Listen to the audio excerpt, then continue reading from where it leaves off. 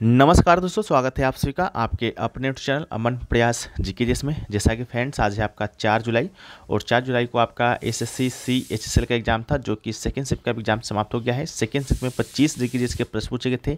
25 में से लगभग आपके जितने भी प्रश्न हो सकते थे अभी तक वो सब मिल गए हैं। सभी के सभी प्रश्न आपका 100% रियल है। तो आज के इस वीडियो में हम उन सभी प्रश्नों को देखेंगे, साथ में प्रश्नों से रिलेटेड आपका एक्स्ट्रा फैक्ट्स को भी देखते चलेंगे, जहाँ से आपके नेक्स्ट शिफ्ट में एग्जाम में प्रश्न आने की संभावनाएं अधिक हैं। ठीक है, तो चलिए वीडियो को स्टार्ट करते हैं। इससे पहले दोस्तों आपको बता दें कि इसका जो पीडीएफ है आपको टेलीग्राम पर मिल जाएगा, इसलिए वीडियो को आपको लाइक कर देना है। चैनल पर नहीं होंगे चैनल को सब्सक्राइब कर देना है, और सब्सक्राइब किए होंगे तो नोटिफिकेशन बेल को आपको और पर क्लिक कर देना है। ठीक है, तो चलिए आज के शुरू करते हैं। आज का पहला प्रश्न, आज का जो पहला प्रश्न है वह है कि तंजौर का बृहदेश्वर मंदिर का निर्माण किसने कराया था। ठीक है, तो आपसे सिर्फ बृहदेश्वर मंदिर पूछा गया था, हमने यहाँ पर तंजौर लगा दिया है, जिससे आपको ये पता लग सके कि ये जो बृहदेश्वर मंदिर है आपका तंजौर में स्थित है। ठीक है, तो आपका किसने बनवाया था ये पूछा गया था, तो राजा राज प्रथम आपका इसका राइट आंसर हो जाएगा। ठीक है, तंजौर का जो बृहदेश्वर मंदिर है राजा राज चोल प्रथम के द्वारा बनवाया गया था। ये चोल शासक था। इसके अलावा मंदिर के बारे में कुछ देखें प्रमुख तथ्य, तो ये मंदिर आपका तंजौर जो कि तमिलनाडु में स्थित है। अगर पूछेगा किस भगवान को समर्पित है, तो ये आपका शिव भगवान को समर्पित है, इसको भी याद रखिएगा। इसके अलावा दक्षिण भाग में सबसे बड़ा मंदिर है और ये द्रविड़ वास्तुकला में है। ठीक है, दक्षिण भारत में जितनी मंदिरें बनती हैं वो आपके द्रविड़ वास्तुकला में ही बनती हैं। ठीक है, तो चोल राजा प्रथम के द्वारा ये बनवाया गया था 1003 से लेकर 1010 ईस्वी के बीच।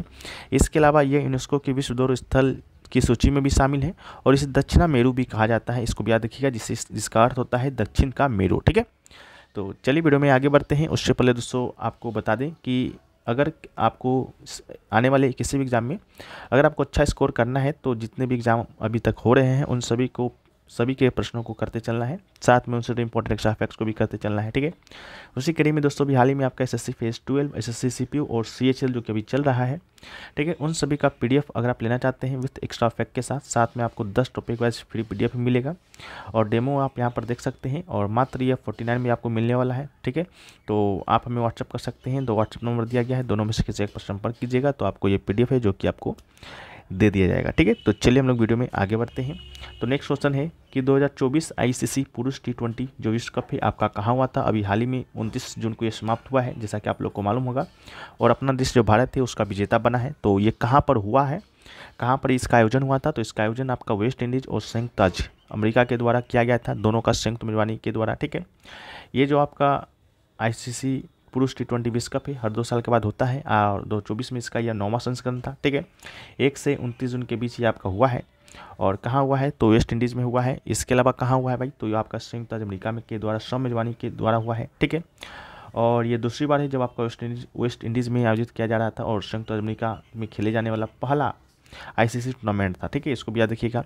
चैंपियन कौन बना, तो चैंपियन बना था अपना देश भारत बना था। इसका दूसरा खिताब था, पहला खिताब 2007 में जब आपका ICC पुरुष T20 विश्व कप का शुरुआत हुआ था, उस समय भारत विजेता बना था। ठीक है, रनअप की बात करते हैं तो रनअप आपका दक्षिण अफ्रीका रहा था। इसके अलावा श्रृंखला का सर्वश्रेष्ठ खिलाड़ी यानी कि मैन ऑफ द सीरीज किसे मिला था, तो मैन ऑफ द सीरीज मिला था आपका जसप्रीत बुमराह को, जो कि भारत के ही खिलाड़ी थे। ठीक है, इसके अलावा सर्वाधिक रन किसने बनाया था, तो अफगानिस्तान के थे रहमानुल्लाह गुरबाज, 281 रन बनाए थे। इसके अलावा सर्वाधिक विकेट किसने लिया था, तो जो सर्वाधिक विकेट है वो दोस्तों आपका लिया था अफगानिस्तान का ही फजल हक फारूकी ने 17 विकेट, और भारत का जो अर्शदीप थे वो भी 17 विकेट के साथ बराबरी पर थे। कितने प्रतिभागियों ने भाग लिया था, तो 20 प्रतिभागियों ने भाग लिया था। ठीक है, चलिए नेक्स्ट क्वेश्चन है कि अटल जो सुरंग है वो आपका किसे जोड़ती है, तो अटल सुरंग की बात करते हैं तो ये जो अटल सुरंग है ये दोस्तों आपका मनाली को लाहौल स्पीति घाटी से जोड़ती है, तो इसका राइट आंसर होगा। अटल सुरंग को आधिकारिक तौर पर वर्ल्ड बुक रिकॉर्ड्स के द्वारा 10,000 फीट से अधिक ऊंचाई पर स्थित विश्व की सबसे लंबी राजमार्ग सुरंग के रूप में प्रमाणित किया गया है। इसके अलावा इसकी किलोमीटर लंबाई की बात करेंगे तो 9.02 किलोमीटर है। ये सुरंग 3000 मीटर की ऊंचाई पर दुनिया का सबसे लंबी राजमार्ग सुरंग है, इसको भी याद रखिएगा। ठीक है, नेक्स्ट क्वेश्चन पूछा गया कि निम्नलिखित में से कौन सा असम राज्य का शास्त्रीय नृत्य है, तो असम राज्य का शास्त्रीय नृत्य की बात करेंगे तो इसका राइट आंसर क्या होगा, इसका राइट आंसर आपका सतरिया होगा। ठीक है, ये सतरिया को संगीत नाटक अकेडमी के द्वारा वर्ष 2000 में संगीत नाटक अकेडमी के द्वारा शास्त्रीय नृत्य का दर्जा प्रदान किया गया था। ठीक है, तो संगीत नाटक अकेडमी के द्वारा अभी वर्तमान में 8 शास्त्रीय नृत्य है, वो 8 में से कौन कौन है, तो एक आपका भरतनाट्यम है, इसके अलावा एक आपका कथकली जो कि केरल का है, कुचिपुड़ी दोस्तों आंध्र प्रदेश का है, कथक की बात करते हैं तो उत्तर भारत का है, मोनियट्टम आपका केरल का है, और मणिपुरी आपका मणिपुर का है, और ओडिसी आपका उड़ीसा का है। ठीक है, इसको याद रखिएगा। इसके अलावा संस्कृति मंत्रालय के अकॉर्डिंग अगर आपसे पूछता है तो इसका राइट आंसर आपका नो होगा। ठीक है, क्योंकि जो छऊ नृत्य थे, छऊ नृत्य को भी आपका शास्त्रीय नृत्य का दर्जा प्रदान किया गया है। ठीक है, छऊ नृत्य की बात करते हैं तो 3 अलग अलग राज्यों में अलग अलग नामों से मनाया जाता है। जैसे पश्चिम बंगाल में बात करेंगे तो पुलिया छऊ के नाम से, झारखंड में बात करेंगे तो सरायकेला छऊ के नाम से मनाया जाता है, और इसके बाद अगर हम बात करते हैं उड़ीसा में तो मयूरभंज छऊ के नाम से जाना जाता है, तो इसको भी याद रखिएगा। नेक्स्ट क्वेश्चन पूछा गया सार्क का पूरा नाम क्या है। ठीक है, तो सार्क का फुल फॉर्म पूछा गया था, जिसका राइट आंसर होगा the south Asian association of regional cooperation, यानी कि दक्षिण एशियाई क्षेत्रीय सहयोग संगठन। ठीक है, इसकी स्थापना हुआ था 8 दिसंबर 1985 को ढाका में हुआ था। ठीक है, इसके अलावा तो साथ में 13वां वार्षिक शिखर सम्मेलन में अफगानिस्तान भी सार्क का नया सदस्य बन गया था। सार्क का मुख्यालय की बात करते हैं तो नेपाल के काठमांडू में स्थित है। इसके अलावा सार्क में 8 सदस्यीय राज्य हैं, अफगानिस्तान हो गया, बांग्लादेश, भूटान, अपना देश भारत भी है, मालदीव भी है, नेपाल है, पाकिस्तान है, श्रीलंका भी शामिल है। वर्तमान में सार्क में 9 पर्यवेक्षक भी हैं। 9 पर्यवेक्षक कौन कौन से हैं भाई? तो ऑस्ट्रेलिया है, चीन है, यूरोपीय संघ है, ईरान है, जापान है, कोरिया गणराज्य है, मॉरिशस है, म्यांमार है, और आपका यूएसए भी है। सार्क जो है, सार्क में विश्व का 3% क्षेत्र है, विश्व की जनसंख्या का 21% और वैश्विक अर्थव्यवस्था का 3.8% आपका ये शामिल है। ठीक है, तो इसको भी याद रखिएगा, शायद आपसे पूछ ही दिया जाए कि सार्क में विश्व की जनसंख्या का कितना प्रतिशत जनसंख्या शामिल है, तो 21% है। ठीक है, नेक्स्ट क्वेश्चन है कि नंदा देवी राष्ट्रीय उद्यान कब स्थापित किया गया था। तो आपसे कब नहीं आया था, आपसे पूछा था कि नंदा देवी राष्ट्रीय उद्यान कहाँ पर है। ठीक है, तो नंदा देवी राष्ट्रीय उद्यान की बात करेंगे तो उत्तराखंड के चमोली जिले में है, तो इसका राइट आंसर होगा। अगर आपसे पूछा जाता कब स्थापित किया गया था तो 1984 में स्थापित किया गया था। ठीक है, पार्क 1982 में संजय गांधी राष्ट्रीय उद्यान के रूप में स्थापित किया गया था, और बाद में 2005 में इसका नाम बदलकर नंदा देवी और फूलों की घाटी राष्ट्रीय उद्यान कर दिया गया था। ठीक है, इसे 1988 में यूनेस्को के द्वारा विश्व धरोहर स्थल बनाया गया था। और उत्तराखंड में राष्ट्रीय उद्यान की बात करते हैं तो जिम कॉर्बेट राष्ट्रीय उद्यान है, नंदा देवी है, राजाजी है, फूलों की घाटी है, गंगोत्री है। ठीक है, और आपका गोविंद राष्ट्रीय उद्यान भी है, इसको भी याद रखिएगा।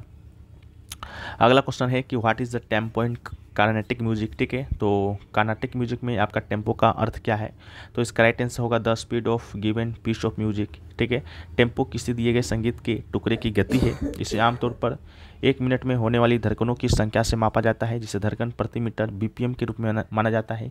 कुछ अधिक लोकप्रिय टेम्पो में धीमे से सबसे तेज तक ग्रेव, लेंटो, लार्गो, एडेगियो, इंडांटो, मोडेटो, एलग्रेटो, एलग्रो, विवेस, प्रेस्टो और प्रेस्टिसिमो शामिल है।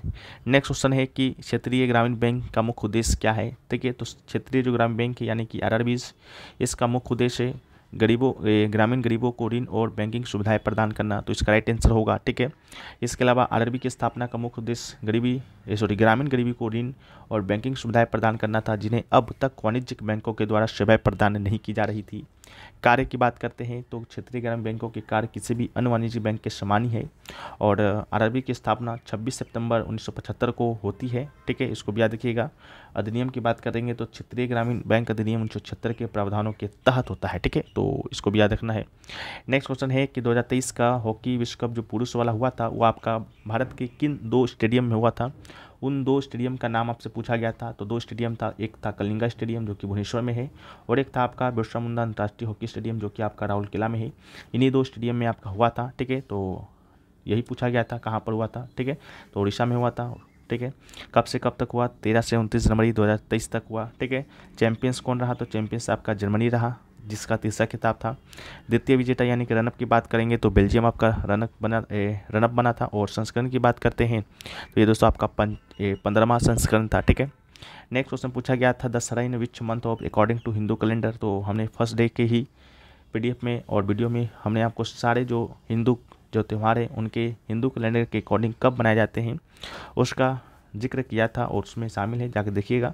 उसमें दशहरा भी है। आपसे जब पूछा गया था दिवाली के बारे में तब दशहरा के बारे में ही बताए थे। ठीक है, तो दशहरा की बात करते हैं तो अश्वनी माह मनाया जाता है, जो कि ग्रेगोरियन कैलेंडर के अकॉर्डिंग सितंबर अक्टूबर में बढ़ता है।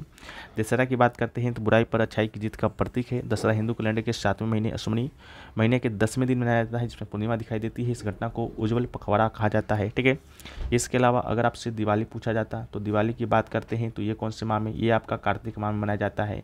इसके बाद आपसे पूछा जाता है होली, होली कौन से माह मनाया जाता है तो फाल्गुन माह मनाया जाता है। फाल्गुन माह में, ये जो फाल्गुन माह है हिंदू कैलेंडर के अनुसार आपका अंतिम महीना है, इसको भी याद रखिएगा।